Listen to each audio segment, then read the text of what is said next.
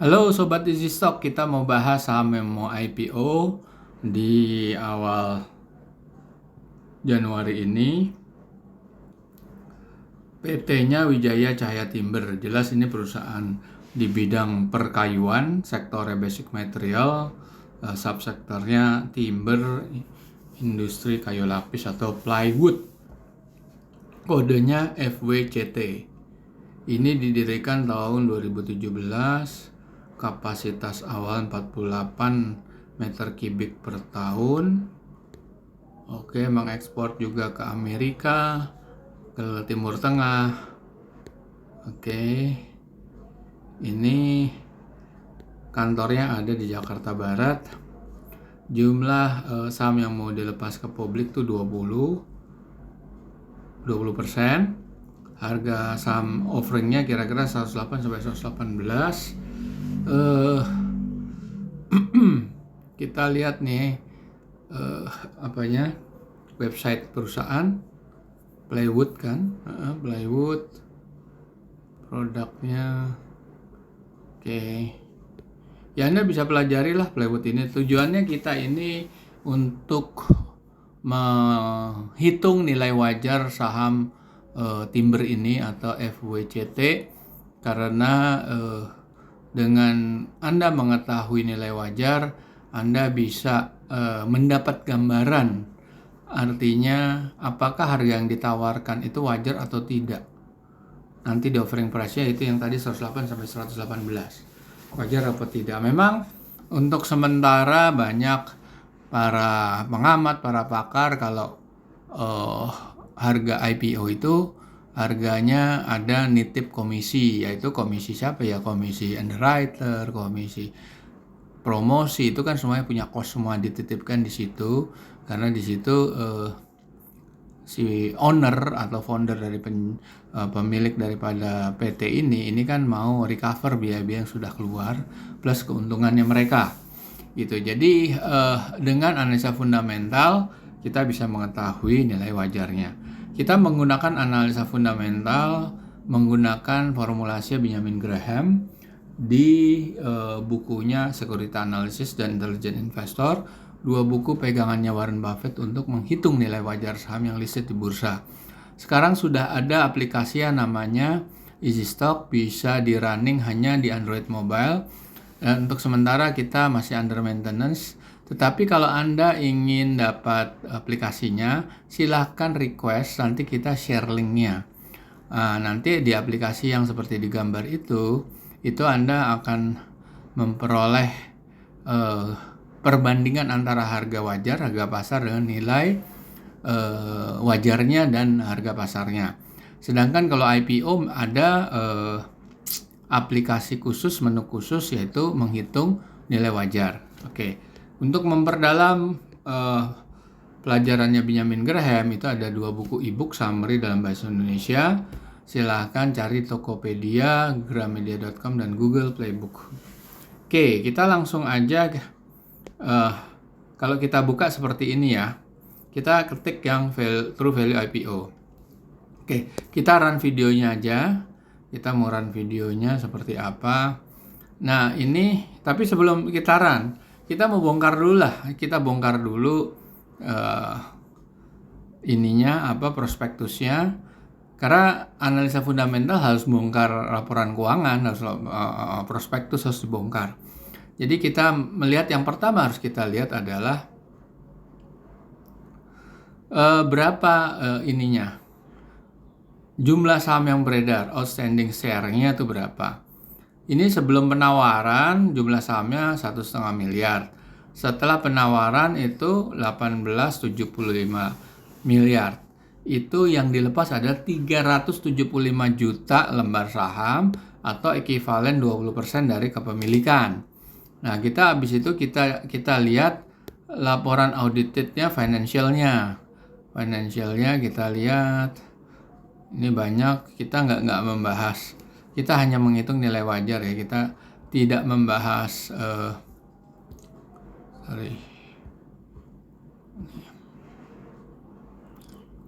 kita tidak membahas aspek-aspek lain, termasuk aspek potensi, prospek bisnis ke depan.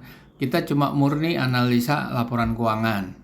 Oke, kita lihat di sini bulan Juli, artinya anggap nih semester 1 ya, atau kuartal kedua.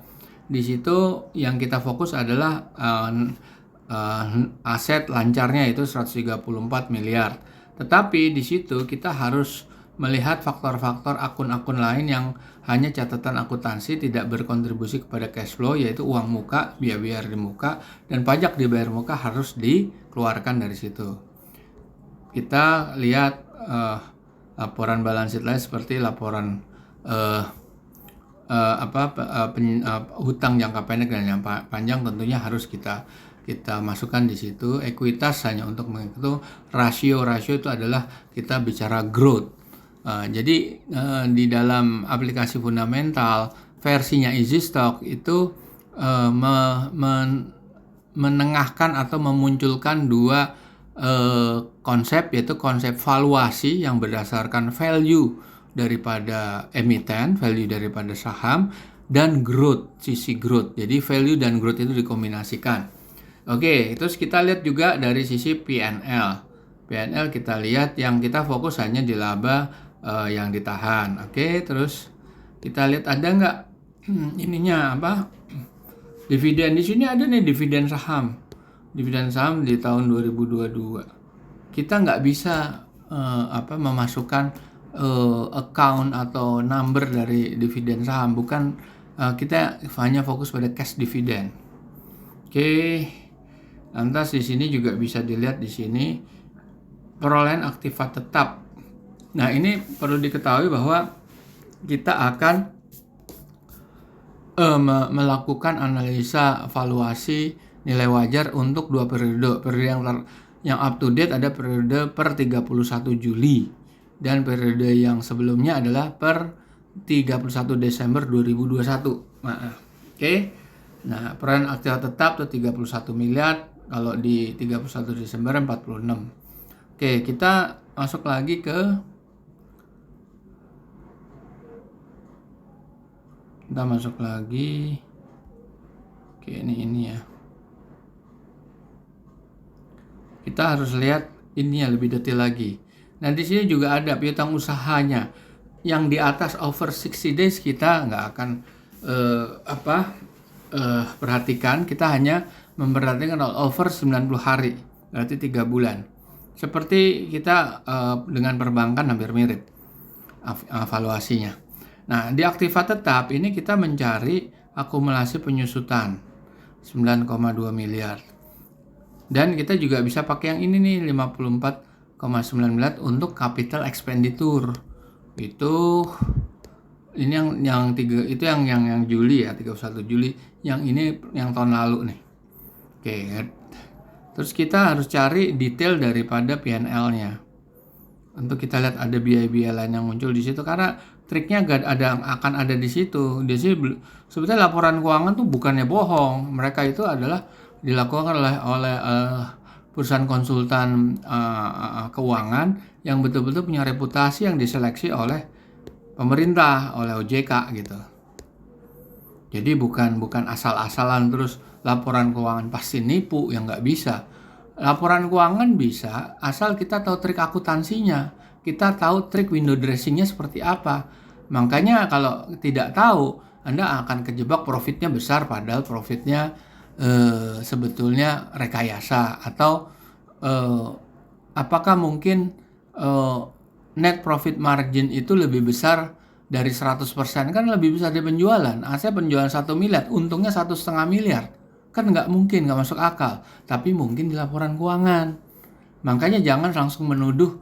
Secara akuntansi boleh, kenapa nggak boleh? Kalau dia memasukkan biaya-biaya lain selama itu tidak fiktif, nggak ada masalah. Makanya ada penghasilan lain-lain.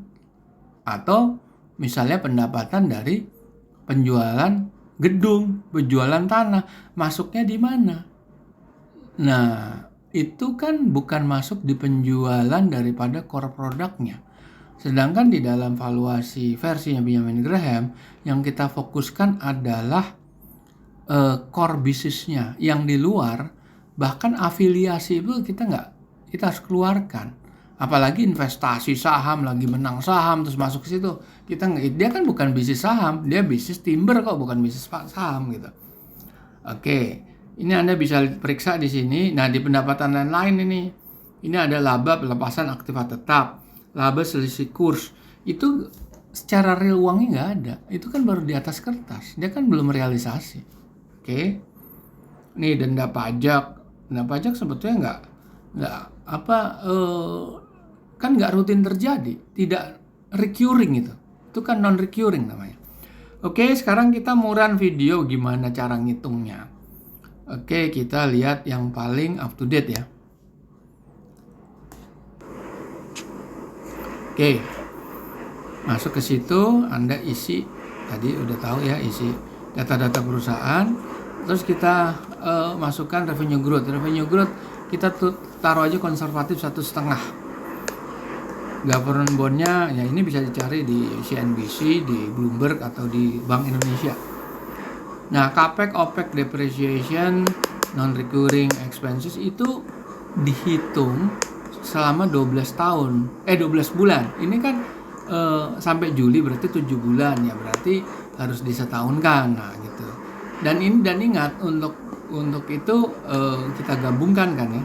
Kalau net income juga harus disetahunkan. Pokoknya yang belum full year, belum 12 bulan harus disetahunkan. Itu prinsipnya. Oke. Kita isi short term, saham beredar. Terus kita isi net current asset. Berapa itu hasilnya? Kita klik yang checkmark warna hijau. Klik. Akan keluar hasilnya. Harganya 118 ya tadi ya. Sebetulnya masih oke itu 126 ya, dan di bawah 100 ya. Artinya dia punya potensial upside itu sampai 126. Kalau dari 118 berarti ada selisih sekitar berapa itu? Lebih dari 20 kurang sekitar 18 ya. Terus potensial downside-nya juga gede. Itu dari 118, kalau dia jual 118 itu bisa turun di bawah 100. Kita lihat periode full year-nya tahun lalu. Lebih bagus mana tahun lalu apa tahun ini? Tahun ini sudah mencapai 31 Juli kan. Tahun ini kita bisa tahun 2022 yang saya maksud. Oke, kita masukkan data-data perusahaan. Kita masukkan aja di situ. Oke, saya skip aja ya. Udah sama yang beredar. Kita terus current asset. Berapa dia valuasi di tahun lalu?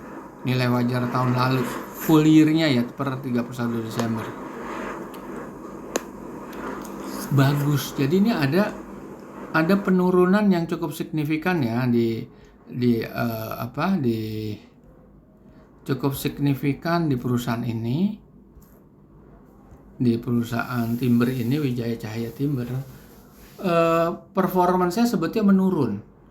Nah, video ini adalah suatu ulasan untuk menunjukkan berapa nilai wajarnya berdasarkan laporan keuangan. Laporan keuangan itu nggak mungkin bohong.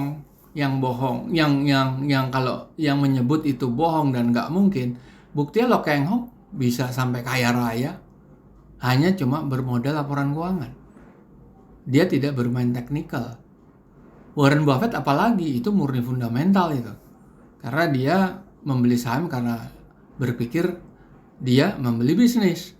Nah, jadi laporan keuangan itu nggak bohong. Yang bohong adalah triknya. Dan trik itu diperbolehkan di dalam sistem akuntansi.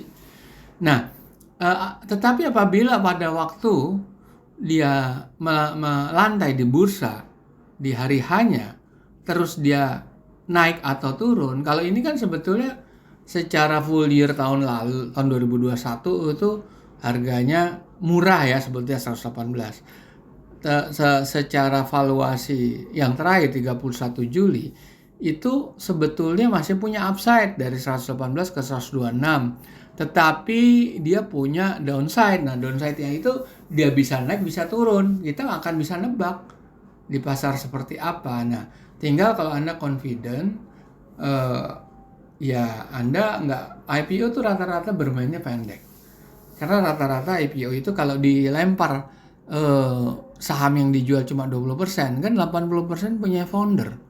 Founder itu kan bisa melakukan tanda kutip ya. Kalau dia melakukan sendiri, direksinya atau ownernya pasti kena sanksi yang tidak kecil. Bisa jadi sanksi pidana juga. Yang jelas dia kan bermain dengan somebody yang invisible. Siapa itu? Yaitu namanya disebut sophisticated investor. Temennya, tetangganya, engkongnya, mbahnya, siapa lagi ya, siapapun itu. Oke, kita jumpa lagi di video berikutnya.